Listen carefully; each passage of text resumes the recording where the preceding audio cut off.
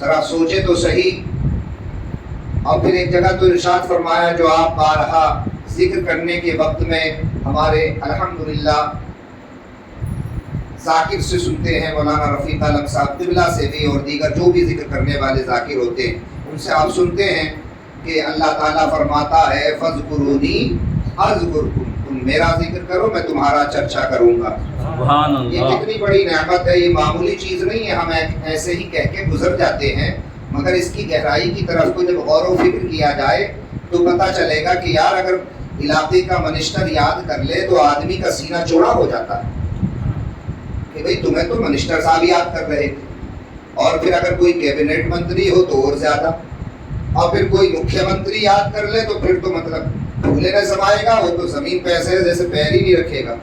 اور کسی کو کسی دیش کا پردھان منتری یاد کر لے تو پھر اس کی تو آپ بات کر ہی نہیں سکتے کہ وہ اپنے آپ کو کیا سمجھنے لگے گا. لیکن غور کریں, جب دنیا کے یہ ظاہری منسٹر پردھان منتری حاکم یاد کرتے ہیں تو آدمی کتنا بڑا اپنے آپ کو سمجھتا ہے, کتنا خوش ہوتا ہے. مگر کبھی سوچا ہے اللہ جسے یاد کرے اس کی شان کیا ہوگی؟ سبحان اللہ. اللہ یاد کر رہا ہے, کوئی دنیا کا بادشاہ نہیں, بادشاہوں کا بادشاہ چرچا فرماتا ہے تمہارے, چرچا تمہارا چرچا کرتا ہے. اس لیے اللہ کی بارگاہ میں ہم چرچا ہی کہیں گے کہ نبی کریم صلی اللہ تعالیٰ علیہ وآلہ وسلم نے جو فرمایا, قرآن نے بھی جو کہا کہ اللہ کو تم ایک بار یاد کرو وہ تمہارا چرچا کئی بار فرماتا ہے. سبحان اللہ. اب ہم اس محفل میں یاد کرتے ہیں, مگر اللہ تعالیٰ کہاں چرچا فرماتا ہے؟ آسمان کی بلندیوں میں جو فرشتے ہیں ان میں چرچا فرماتا ہے. کتنی شان کے مالک کے فرشتے نوری ہیں, نوری مخلوق میں ہمارا چرچا کیا جاتا ہے. اور اس اللہ کے ذکر کی بڑی برکت ہے.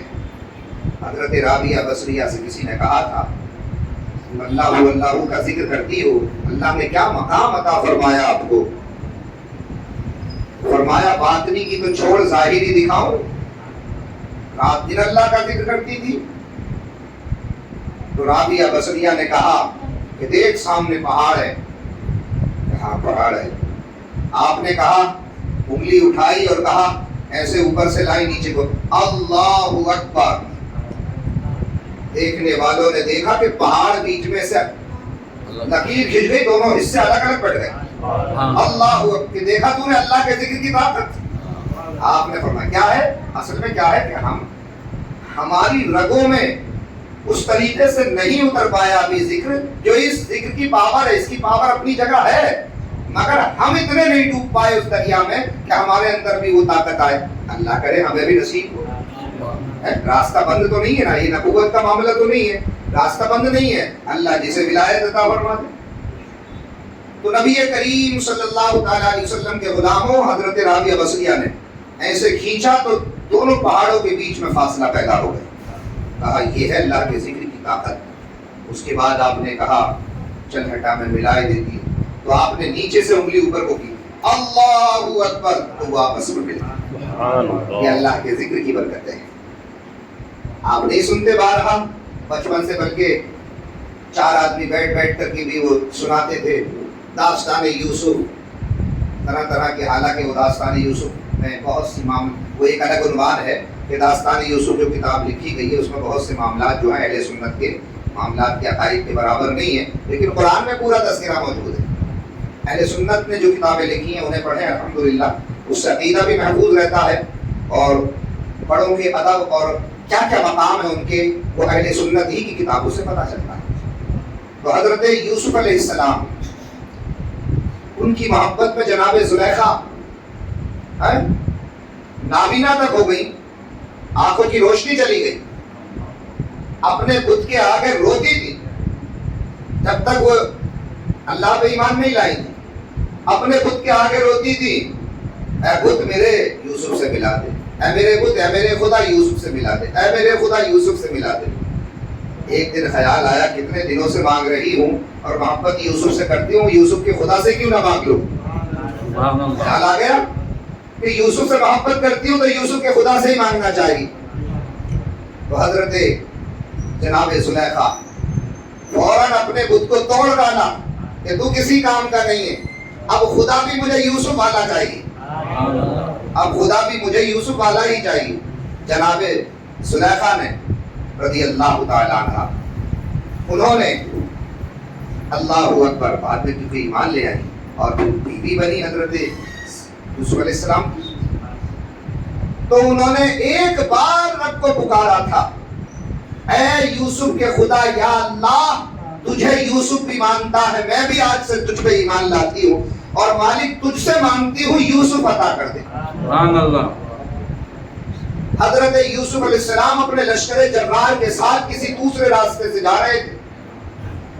لشکر جرار کے ساتھ پوری شان و شوکت سے اللہ کی طرف سے جبریل امی سدرا سے پرواز کر کے آئے اور جبریل امی نے سلام پیش کیا حضرت یوسف علیہ السلام کو اور کہا کہ جناب اے اللہ کے پیغمبر اس راستے سے نہیں بلکہ اس راستے سے جاؤ گے جس طرف کو زلیخا کی کٹیا کی طرف کو جو راستہ جاتا ہے, اس کی جھوپڑی کی طرف کو, کیونکہ محل بھی چھوڑ دیا تھا جھوپڑی میں باہر, بس اپنے خدا سے مانگ جھوپڑی میں رہنے لگی. کہا ادھر سے نہیں راستہ بدلو, اللہ کا حکم ہے ادھر سے جاؤ. جو راستہ جناب زلیخا کی جھوپڑی سے ہو کر کے جاتا تھا, اللہ اکبر, ادھر سے گئے. کہا کہ آج زلیخا نے اللہ کو پکارا ہے, اللہ کو پکارا ہے اور اللہ تبارک و تعالیٰ نے اسے یہ انعام عطا فرمایا. پھر حضرت یوسف علیہ السلام وہاں پہنچے اور یوسف علیہ السلام کے ہاتھوں پر انہوں نے پھر اسلام قبول کیا. اللہ اکبر. اور پھر ان سے شادی ہوئی اور الحمدللہ ان کی بینائی بھی قرآن کے تحت واپس لائی گئی, ان کی آنکھوں کو صحیح کیا گیا. پھر انہوں نے ان سے شادی کی حضرت یوسف علیہ السلام نے, ان کی بیوی بنی وہ نبی کی پیغمبر کی. اور پھر ایک وقت آیا, بس بات ختم کر رہا ہوں, ٹائم جو ہے پھر حلقے کا ہو گیا.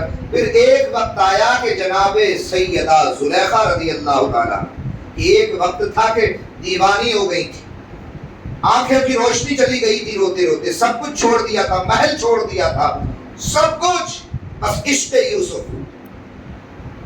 ایک وقت تھا ایسا, لیکن جب بیوی بنی اور مصلے پر کھڑی ہوئی سبحان اللہ, اور جب ذکر اللہ کیا ہے انہوں نے مصلے پہ, کبھی کچھ پڑھ رہی ہیں کبھی کچھ پڑھ رہی ہیں, جو ذکر بتائے حضرت یوسف علیہ السلام نے انہیں تعلیم عطا فرمائی. جب اللہ کا وہ ذکر کرتی تھی اتنا ذکر کرنے لگی, اتنا ذکر کرنے لگی کہ حضرت یوسف علیہ السلام نے ایک دن کہا, اے زلیخا میرے بغیر تو تم رہتی نہیں تھی, اب پوری پوری راتیں تمہاری مصلے پہ گزرتی ہیں, یعنی شوہر کے پاس بھی نہیں آتی.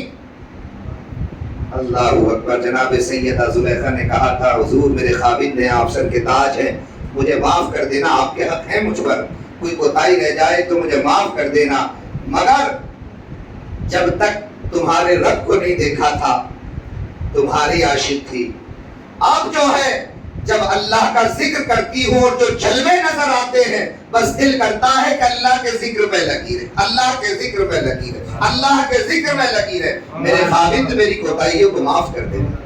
تو حضرت یوسف علیہ السلام نے انہیں بہت سی دعائیں دی کہ اللہ تعالیٰ تجھے مزید اس منزل میں ترقی عطا فرمائے. سبحان اللہ. یہ اللہ کے ذکر کی برکت ہے, اسے پکارو گے تو مدد آئے گی. بس کیا ہے کہ اس کا ذکر کثرت سے کرو, اپنے گھروں میں خوب کثرت سے ذکر کرو. ایک وقت ایسا بنا لو کہ 10 منٹ مجھے اپنے گھر میں اللہ کا ذکر کرنا ہے, کلمہ شریف ہی پڑھتے رہو, قرآن کی تلاوت ہی کرتے رہو, رحمت شریف کا سورہ پڑھتے رہو, قل هو اللہ شریف ہی پڑھتے رہو, اللہ اللہ ہی کہتے رہو. اس کی برکتیں ملیں گی, الحمدللہ گھر میں رحمتیں بھی اتریں گی اور الحمدللہ گھر کی پریشانیاں ختم ہوں گی, کاروبار میں ترقی ہوگی اور گھر میں آپس میں محبتیں, سب میں الفتیں قائم ہوں گی, لڑائی جھگڑے ختم ہوں گے, بغض و کینہ جائے گا, دلوں میں نور پیدا ہوگا. اللہ کریم ہمیں اپنے ذکر کی معرفت سے خوب سرفراز فرمائے. لا الہ الا اللہ محمد رسول